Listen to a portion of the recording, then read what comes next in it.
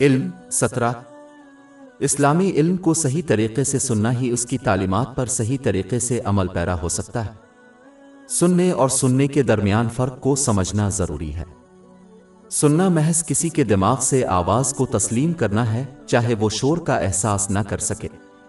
مثال کے طور پر ایک شخص بہت دور سے کسی کو چیختے ہوئے سن سکتا ہے، لیکن وہ یہ نہیں سمجھ پائے گا کہ وہ کیا کہہ رہے ہیں۔ جبکہ سننے میں آواز سننا اور اسے سمجھنا شامل ہے تاکہ کسی کا طرز عمل بدل جائے۔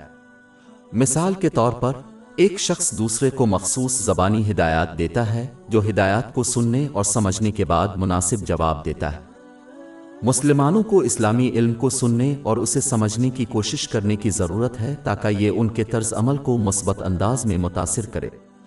بدقسمتی سے بہت سے مسلمان قرآن پاک کے حوالے سے اس پر عمل کرنے میں ناکام رہے ہیں، کیونکہ وہ قرآن پاک کی تلاوت سننے میں تو اچھے ہیں لیکن اسے صحیح طریقے سے سننے میں ناکام رہے ہیں، جس میں اس کی تعلیمات کو سمجھنا اور اس پر عمل کرنا شامل ہے۔ نتیجہ اخذ کرنے کے لیے صرف اللہ تعالیٰ کا کلام سننا کامیابی حاصل کرنے کے لیے کافی نہیں ہے، اس کے بجائے اسے سننے کی کوشش کرنی چاہیے۔